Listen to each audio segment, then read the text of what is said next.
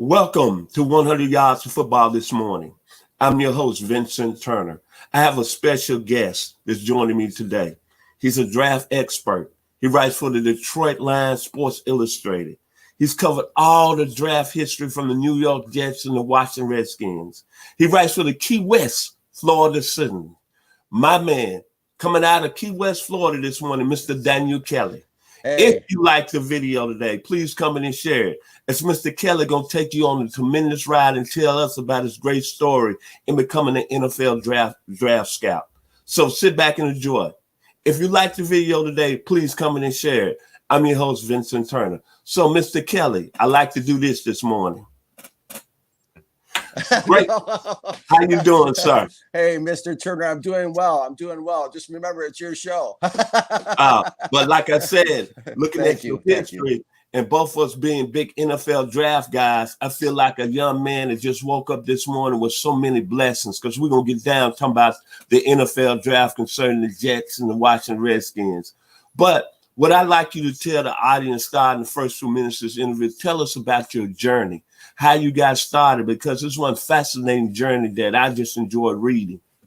Thank you, Mr. Turner, and thank you to all of our viewers today and listeners. It's been an incredible journey. I mean, when I go back, I wrote a book about it called Whatever It Takes, the true story of a fan making the NFL. And when I go back and read my own story, I get excited. Yes, sir. It's like reading somebody else's story, and it really is. It's about reading God's story, God's story told through my life. I mean, it's incredible, Mr. Turner, and to our viewers. Back it all started when I was 8 years old, and my parents, I was up in Minnesota. My parents had a NFL playoff game on their RCA television, the corner living room, and it was the Redskins versus the Vikings, and it was love at first sight, but not for the Vikings. Yes, sir. Yes, sir. It was for the Washington Redskins, and I was magnetized by the team, the colors, Coach Gibbs, the Hogs, RFK Stadium, John Riggins, my favorite player of all time. It absolutely the team captured my heart, my imagination, and every part of me at 8 years old. How much did I get into it? Well, the Redskins went to Super Bowl 18 the following year against the Oakland Raiders and lost. And I threw up and missed 3 days of school. That's how upset I was. Yes, it was crazy. I mean, my entire bedroom was a Redskins shrine. I used to keep a countdown chart on my bedroom closet door to how many days the next Redskins game in the offseason. Everybody in school knew me as Redskin Dan. One guy in high school bet me that I couldn't wear a different Redskins hat and shirt every day of the month. He bet me $100. I don't remember what I spent the $100 on, but I did win the bet. Now, can I ask a question? Yes, sir. Because I'm kind of upset with you this morning right now, because you being a Redskin fan, why you ain't mention the great Bobby Mitchell? Oh, yes, sir. Arkansas. Yes, sir. Yes, sir. Number 49. Yes, sir. And I didn't look that up. Assistant general manager under Bobby Beathard for years. Yes, sir. He deserves all the honor and respect I can possibly communicate. And no question, he was part of those great teams that during my upbringing. And that's what I did. I studied those great teams, and I through osmosis, through the teams that Bobby Beathard and Bobby Mitchell put together, the teams that Charlie Casserly helped put together, the teams that Joe Gibbs coached. All those things became part of my football DNA, if you will, and it birthed this love and this passion that was completely almost above being human. It was off the charts for football. And I started thinking to myself, I really want to get into the NFL myself, but I kind of dreamt for a little bit of playing linebacker at Penn State, but didn't get big enough for that. And I started, I got a little bit into coaching, getting fascinated by strategy. At 17 years old, I designed a play for Joe Gibbs that he actually used in a preseason game and for a touchdown against the Atlanta Falcons in Chapel Hill, North Carolina. And he wrote me back a letter. In fact, it's in my book from Joe Gibbs, thanking me for my play suggestion. So I got a little bit of coaching, but really the thing that the game changer for me was on my 17th birthday when my parents gave me a book called Tony Rizzano's Secrets in NFL Scout, written by the great 49ers scouting director under Bill Walsh. This was the guy that talked Bill Walsh out of drafting Steve Dills and instead settling for some guy named Joe Montana. And some compromise.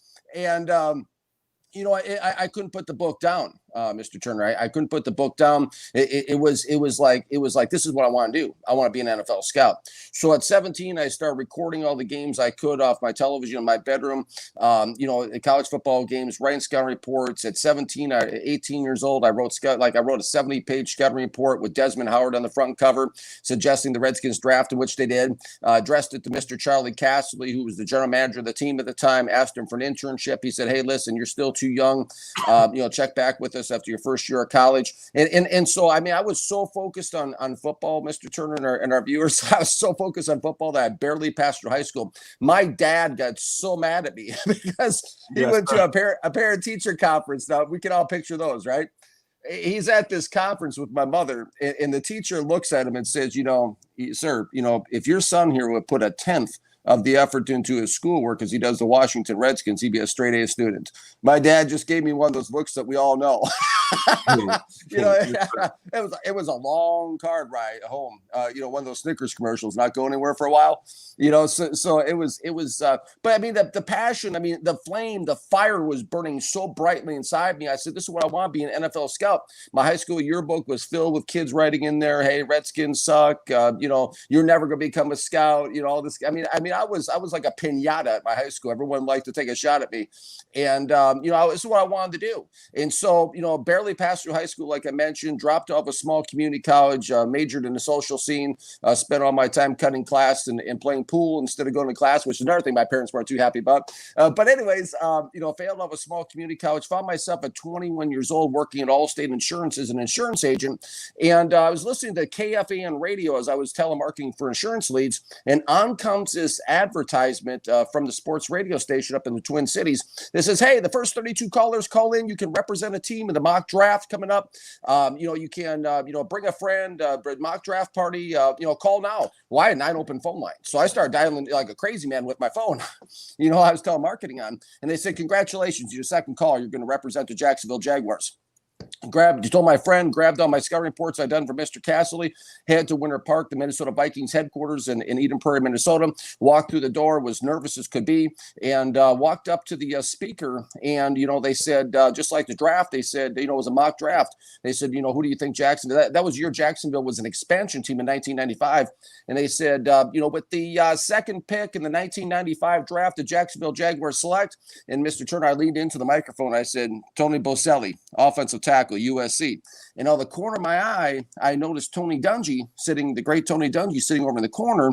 He was a defensive coordinator to Denny Green at the time. I approached Coach Dungy and said, "Hey, I'm Dan Kelly. Would you please, sir, be willing to take a look at these scouting reports I did?"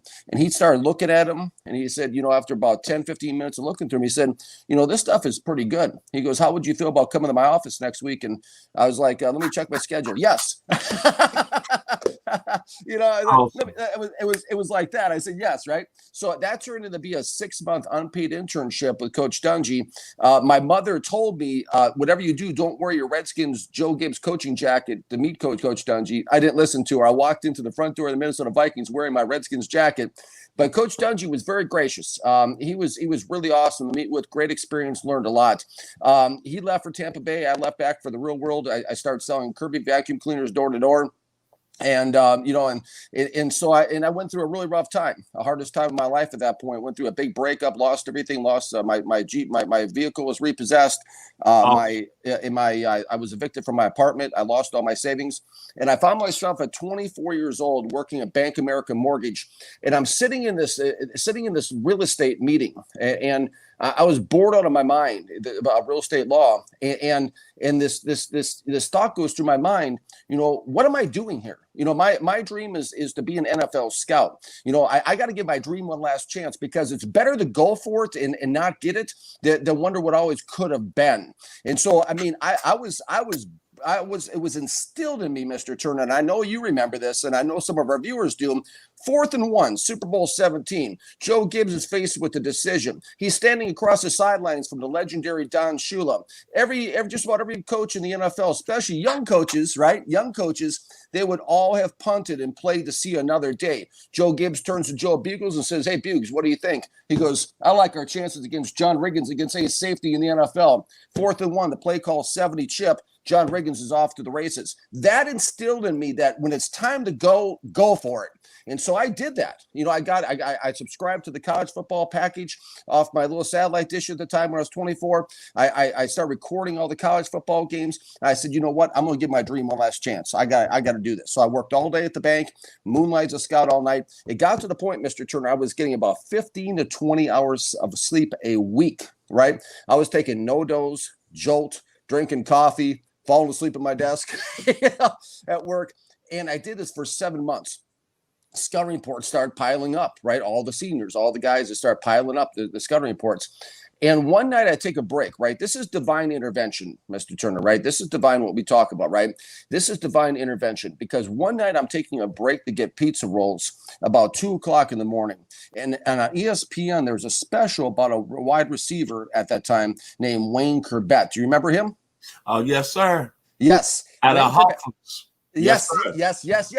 And his daddy believed in his son to the point where he sent out his son's highlight tape to all the teams in the NFL trying to land his son an opportunity. And that was the light bulb. The little cartoon when the light bulb pops up over the head. That was the moment, the epiphany moment for me. I said, you know what? I've always tried only again with the Redskins. I've never tried with the other team in the league. So I said, okay, I'm going to send out my reports to all teams in the league. I said, well, how am I going to do that? The next day I tell my friend at Bank American Mortgage about my idea. He says, why don't you get your book self-published? And I said, well, how do you do that? He says, grab a yellow page and start calling all the publishers. So I did. I called all the publishers in Minneapolis, St. Paul. One guy liked the idea. He said, listen, he said, it's going to cost you $2,300, which was all the money I have, plus my next 2 paychecks.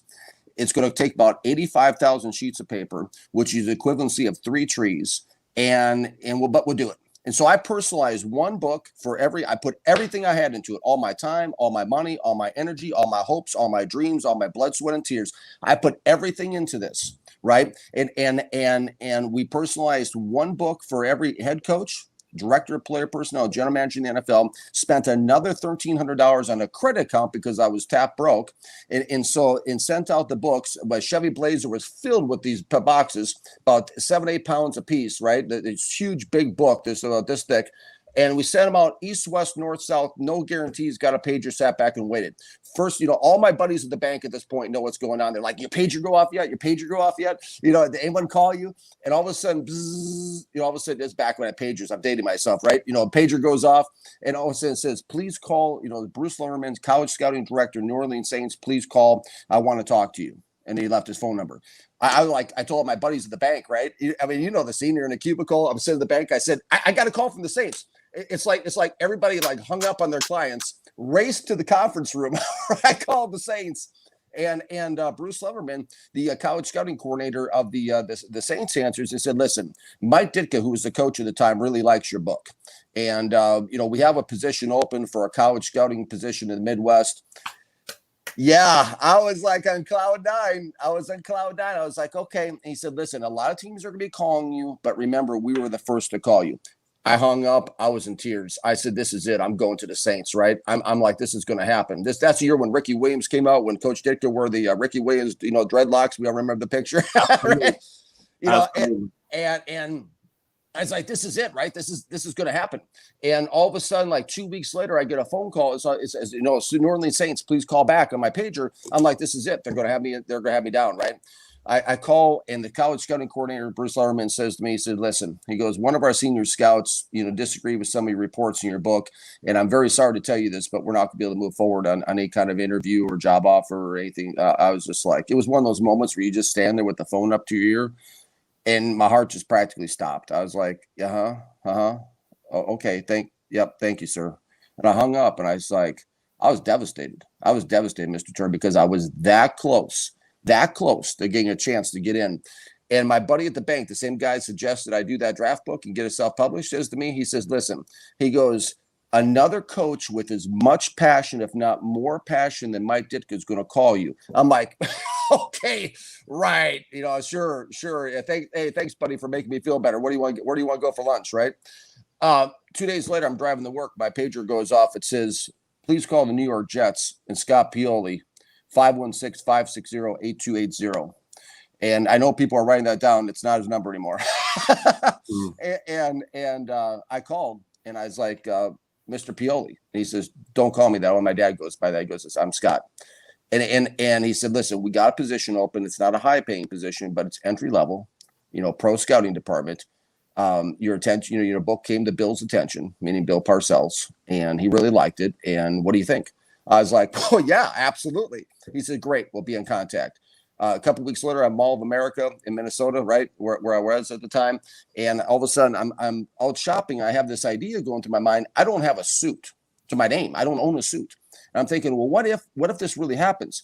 About 5 minutes after that thought, my pager goes off, and it's Scott Pioli again, who's now Bill Parcells' son-in-law, 5-time NFL Executive of the Year, for his work with the Patriots, and also NFL Executive of the Decade. And his pager goes off and says, please call Scott Pioli. I called, right?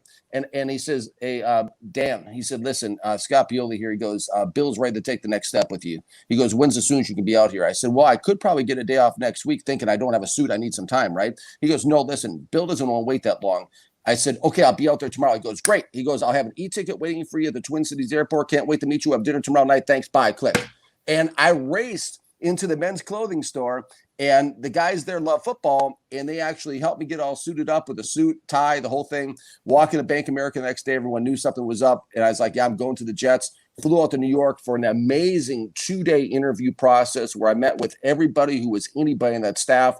My interview started with Dick Haley, who was the architect of the 1970s Pittsburgh Steelers dynasty, the guy that drafted Terry Bradshaw, Mean Joe Green, all the guys. And it was an incredible 2-day process. And I ended up, after the 2-day interview, flying back to Minnesota about a week and a half, 2 weeks later. I got the call that, we all watched the rookies get. And, it still brings tears in my eyes, even thinking about the call, because it was amazing. And that's when, Scott Pioli called me and said, listen, Bill's reached a decision on you. And I accepted. Now, my question, as I was looking over your book this morning, you had the ability to work with two of the greatest minds in pro football. My question is, what is it like working with Bill Parcells and Bill Belichick? Incredible. In a word, Mr. Turner, it was incredible. Another question I have, what makes Belichick so much more special than any coach right now in the National Football League? He's always a step or two ahead of everybody. Everybody else has plan A, B, C, maybe. Belichick has plan A, B, C, D, E, F, G, F. He's got them all. He's always a step ahead, and he has developed a way of. If you recall, Mr. Turner, back in the day, back when there was still 28 teams or 30 teams before they expanded, right? Yes. And Paul Tagliabue, the old commissioner, came out and said, no more dynasties.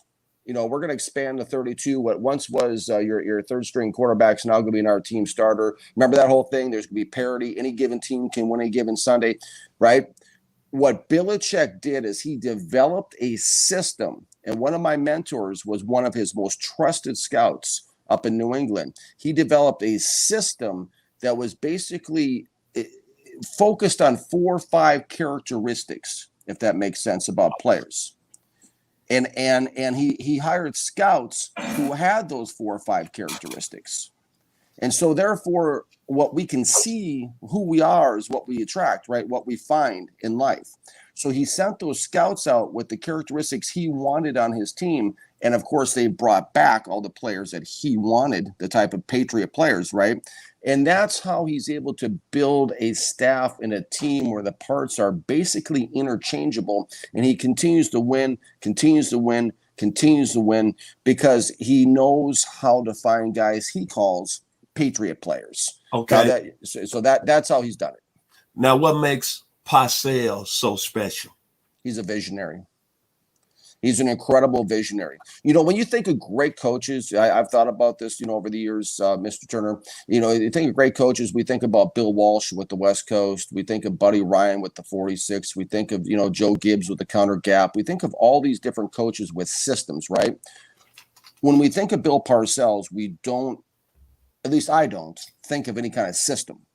What Bill was he was a visionary. He knew how to, he had a gift and has a gift to be able to see things in others that nobody else can see. People talk about this argument about who's better, Belichick or Brady.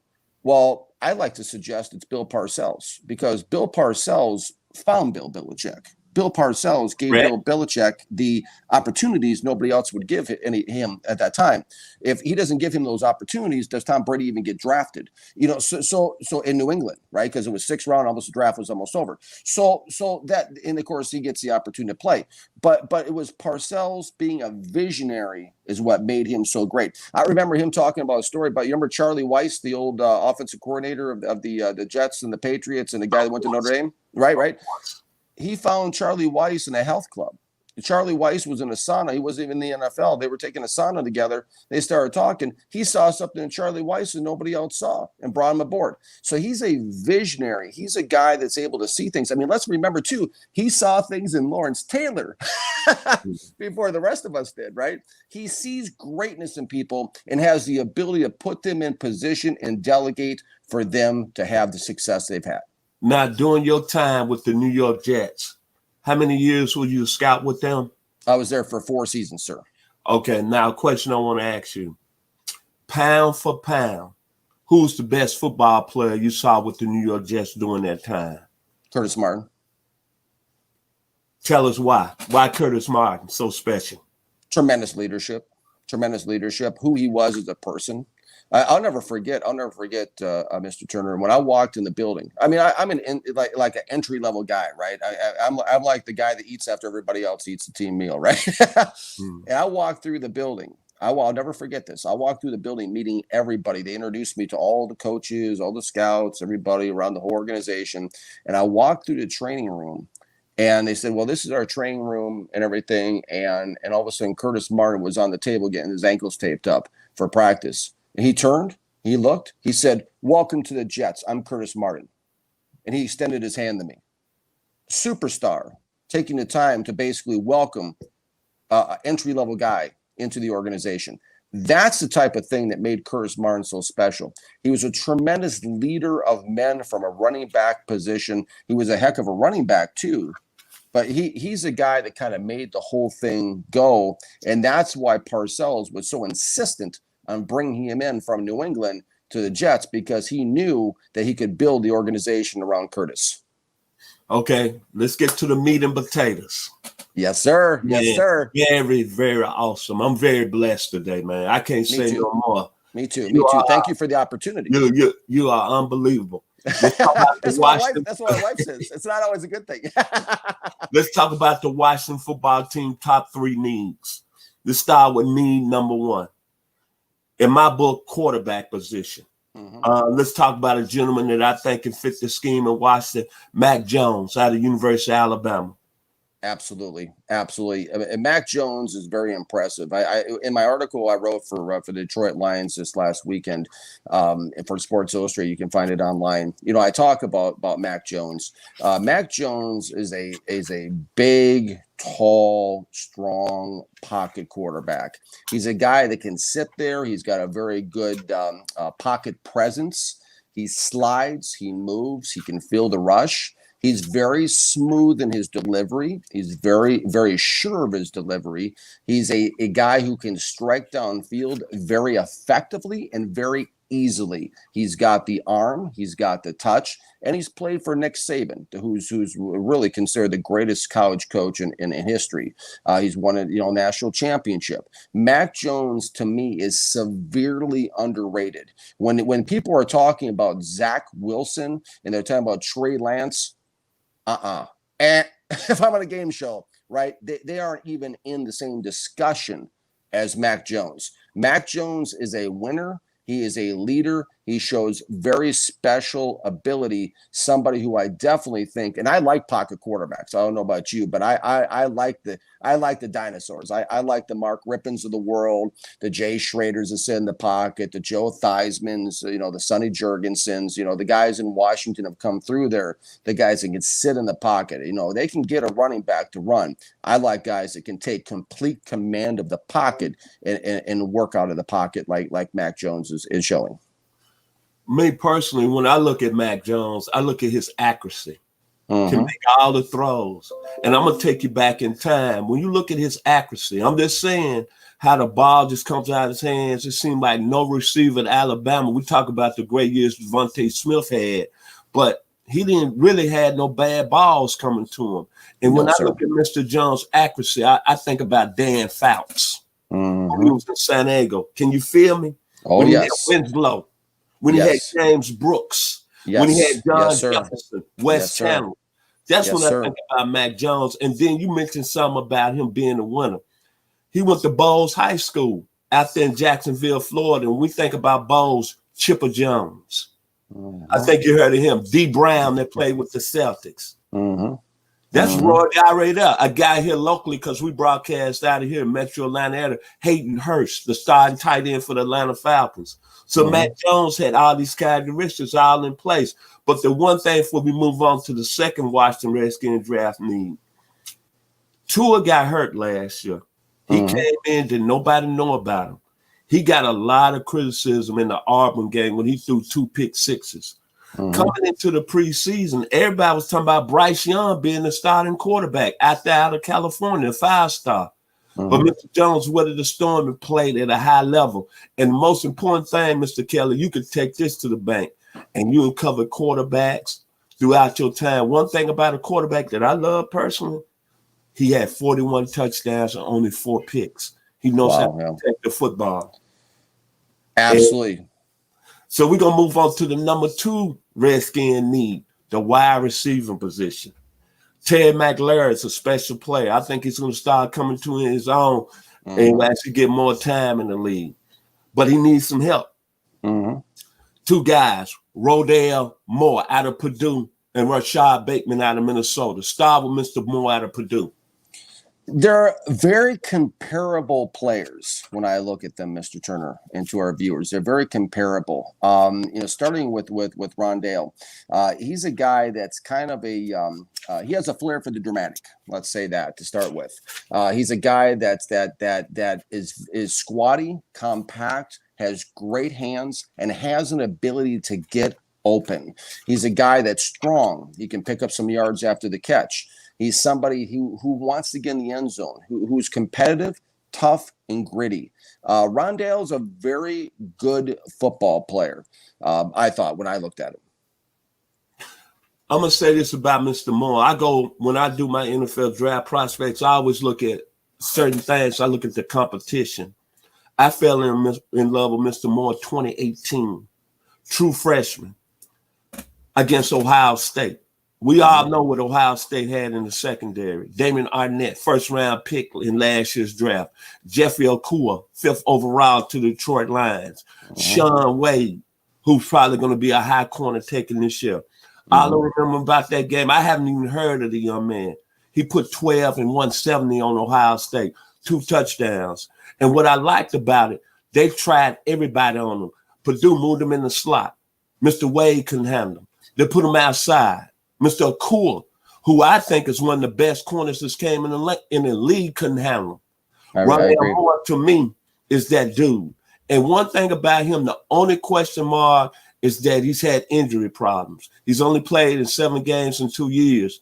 But what I like about him, when you look at the burst, change of direction, ability to stop on the dime, he reminds me of a poor man's Tariq Hill. And we already know what Mr. Hill is doing. He's going to a Super Bowl again back to back. But most of all, what I like about Mr. Moore, you said squatty built, but very strong. 600-pound squat and a 4.33 340. That's already been taken. To me, he's going to be one of the special players by injury that's going to be productive on the next level. Another gentleman, Rashad Bateman, who I think can fit the Redskins scheme. Talk about him out of the University of Minnesota. I actually liked him better even. This guy is. I know why. I know why. I know why. This guy's got. I mean, to me, my favorite wide receiver I've seen in 40 years of watching Redskins football is Gary Clark. He's got some Gary Clark in him. He's dynamic. He has an ability to get open, much like Rondale. He can pluck the ball confidently with his hands. He's a guy that can find a way to get open. He has a very natural feel for the secondary, and he's got almost a veteran feel to him that he can get open. That's very critical importance. So I like all those attributes. He's a big play receiver, and the thing I really like about Bateman is his ability to pick up yards after the catch. He is a guy that can break tackles and keep going. You got to bring it to stop him. Mr. Bateman, what makes him special to me, I like his size, 6'2", 210, but he's from Tifton, Georgia, a little small town, which is 3.5 hours from where I live in Douglasville, Georgia. He was a guy that wasn't really highly recruited. In 11th grade, Minnesota offered him his first major offer, and he stayed committed to them. Mm-hmm. All you got to do is look at his 2019 season. To me, I thought he was one of the top 3 receivers in the country. 60 receptions, over 1,300 yards, all Big Ten first team. And the guy is not fast, but you know what? He's a guy that's got good feet. He's a good route runner, and he's a zone coverage nightmare. And I'm going to tell you this, I might be a little bit out of line, but just looking at him, his ability to run routes, his ability to be technically sound, reminds me a lot of that young man out of USC by the name of Keyshawn Johnson. Just to me, he got a little flair about him. Mm-hmm. Let's go to the last position of need, the linebacker position. Mm-hmm. Chris Rump II out of Duke University. Mm-hmm.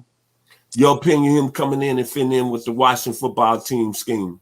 Well, this is interesting because I think, we all know that Ryan Kerrigan's played his last game, probably in Washington. Even, he hung around the field after the game. They had that feel that he's done. Very interesting player. Rumph is. He's a guy that's tall, lanky, long arms, and he's a guy that wasn't. He kind of grew on me. Really, to be honest with you, the more I watched him, because he's a guy that doesn't have that initial explosion. I mean, he can play up or he can play with his hand in the dirt. He doesn't have that initial pop and explosion at the point of attack, and he doesn't have that burst that maybe like a Montez Sweat has getting into the quarterback.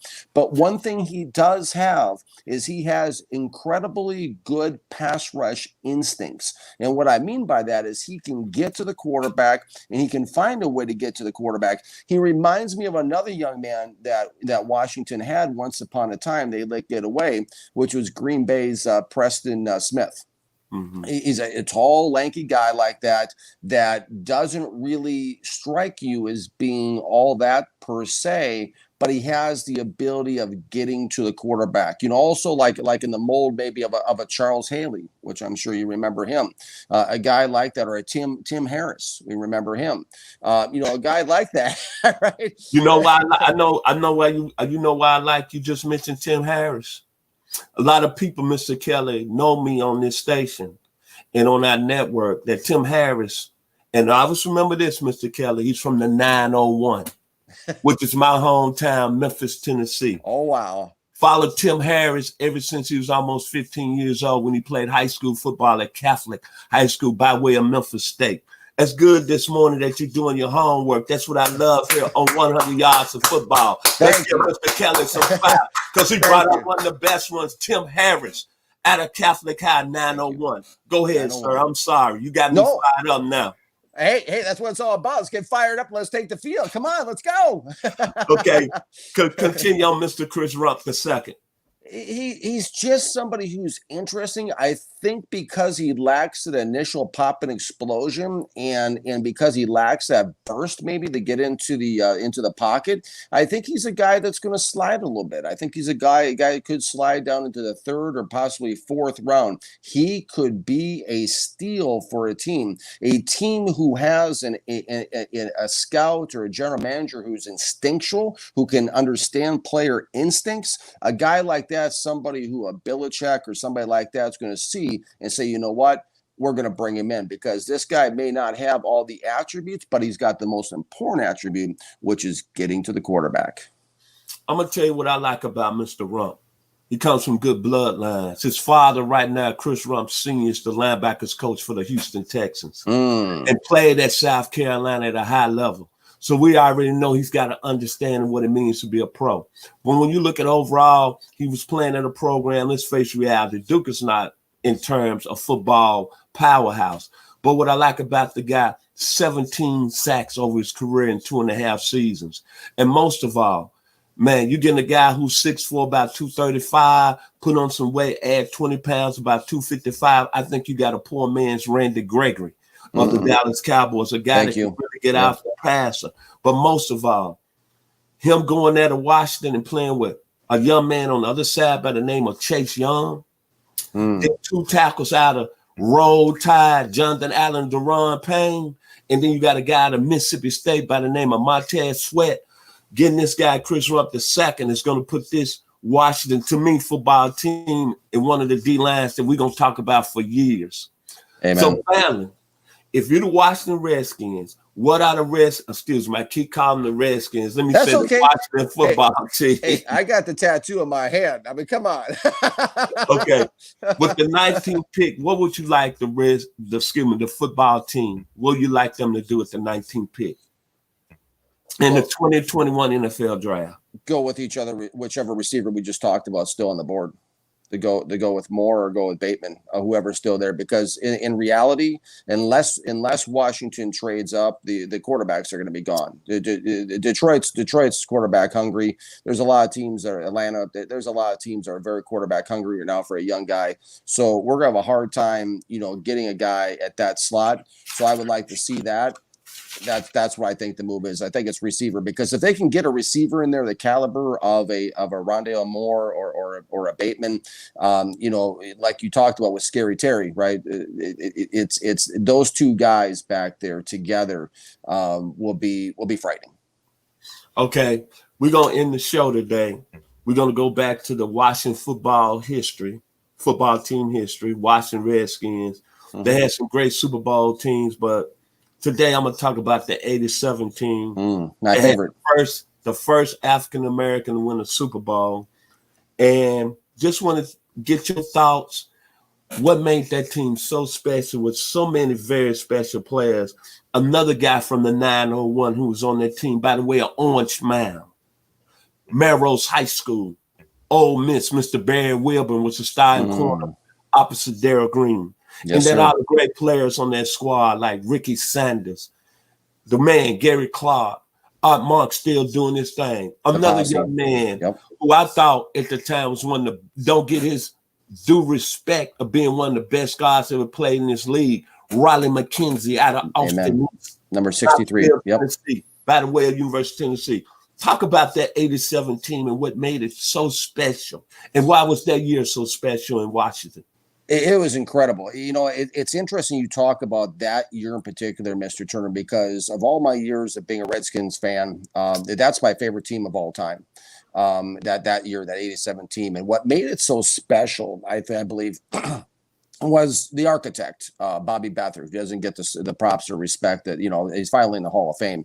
But he brought together, because team building is not just, to me, about finding, we know this, from just finding the guy who runs the fastest 40, does the most reps at 225, or can run through some orange cones. Team building is about chemistry. And Bobby Beathard, Bobby Mitchell, Charlie Casserly, Joe Gibbs, the assistant coaches, the scouts, were able to put together the chemistry of that team that produced the results we saw on the field. They brought in guys like a Doug Williams, who you talked about, Mr. Turner, who was a guy who had battled adversity his entire career, as a guy who was out of the NFL, who had to go to the USFL after losing the NFC Championship game in '79 with the Buccaneers, was out of the league, was brought back by his old coaching friend, who was the offensive coordinator of the Buccaneers at the time when they went to the championship game, who was Joe Gibbs, who brought him back in. Ricky Sanders, USFL, Gary Clark, USFL, all these type of guys. They brought together the right Barry Wilburn. They brought together all these different type of characters that were it was the best chemistry that they ever put together. That's what made the team so special. They played together as a team. They They fought together as a team. They got through adversity together as a team. And I remember the thing that really pushed them over the edge, and you probably for sure remember this too, Mr. Turner, was I used to get the Redskins highlight tapes every year, the Sports Illustrated things, that came.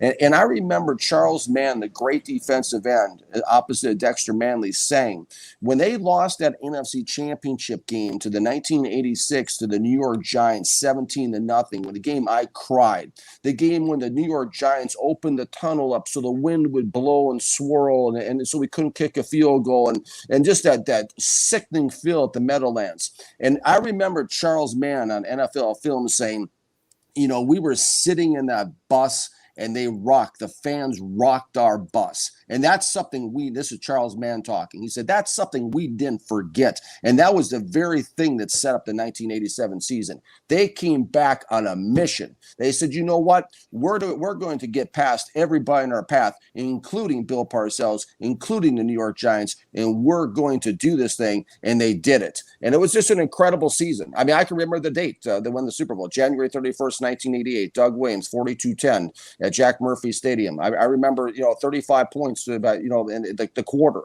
15 minutes of madness for Denver, as the NFL Films guy said, of might for Washington, and a blur to the millions who watched. That was the game.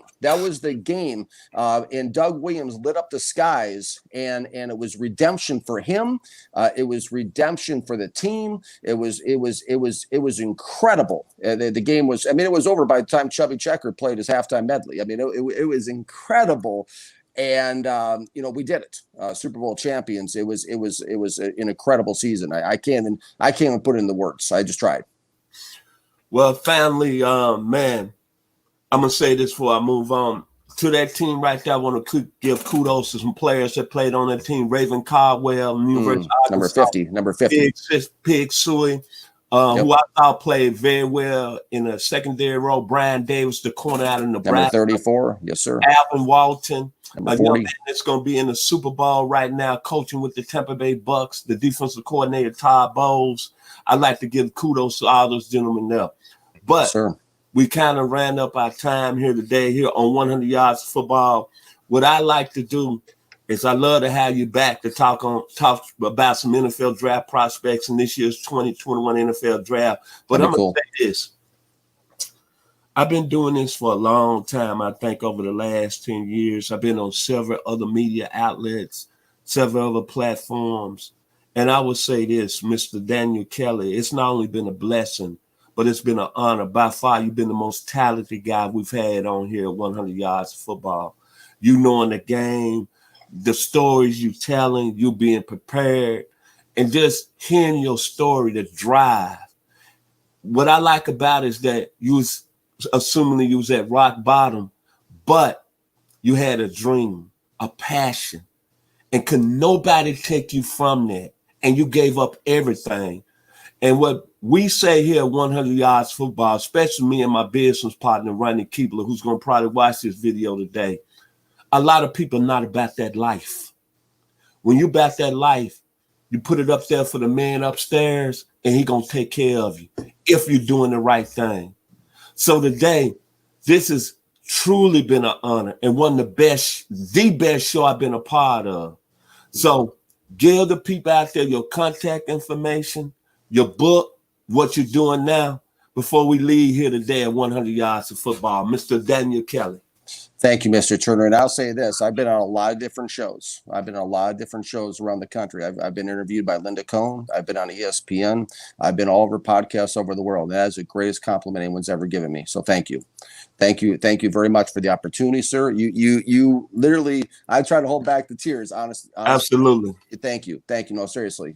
It's been a tremendous honor. And thank you to you, the show producer, and for the platform, and for God providing the platform, because that's what it's all about. Because bottom line, that's my message, is Romans 10:9.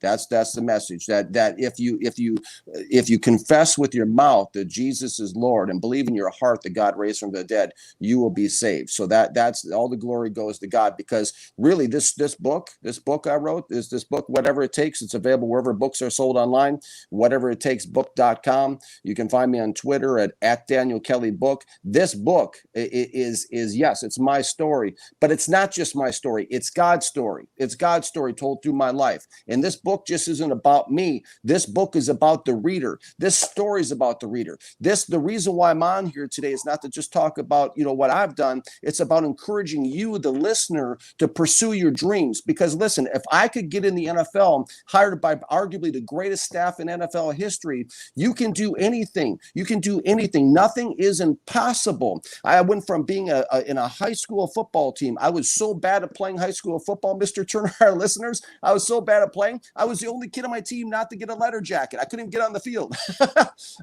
I barely passed through high school. I failed out of college. And I made it to the New York Jets. And if our listeners hear anything on this show, hear this, is that nothing is impossible. If you have a dream, go for it. Be like Joe Gibbs. Wave the punter off the field and go for it, because nothing is impossible and there's hope to overcome any adversity life has to offer, and you can do it. Thank you today. So that being said, if you like the video today, please come in and share it.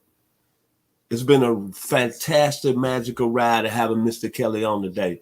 Before I move on and give my final words, I'd like to say thank you to the staff of 100 Yards of Football. Yes. To the #1 producer in the world, Mr. Jeremiah Long. I wouldn't be here, Mr. Kelly, if it wouldn't be for him. Thank you, Mr. Long. A guy who does a lot of work behind the scenes. He our youngest member of 100 Yards Football. Thank you, Mr. Logan Landers. Yes, thank you, Mr. Landers. And then to the staff, other gentlemen that have their shows on 100 Yards Football. First and foremost, to Kevin the Bull Jones, who I think is the greatest high school football coach I've ever been around. Then my man, who I think is the greatest college basketball coach, Mr. Brian Spencer at Carver Bible College. And the next gentleman who believed in us, played 12 years in the National Football League with the Atlanta Falcons. Think about that, Mr. Kelly. It's a lot of people not playing 12 years in the National Football League. Yes, sir. Time All-American in Florida State. For him to even consider a guy like me from the 901, Vincent Turner, be on the platform with me, I'm very blessed. And most of all, to a person who believed in me when did nobody else, Mr. Kelly, from Brooklyn, New York. I don't have no brothers. I only have sisters. But he know my heart with him. I wouldn't be here today because he believed in me when did nobody else. Nobody saw something in me. Not even my family. Much love to my man, Ronnie Keebler from Brooklyn, New York. And that being said, thank you for watching 100 Yards of Football. And I'm Vincent Turner, a.k.a. the only son and the baby boy of Chester Nunez Turner. Thank you this morning for watching us, and have a blessed week. Thank you.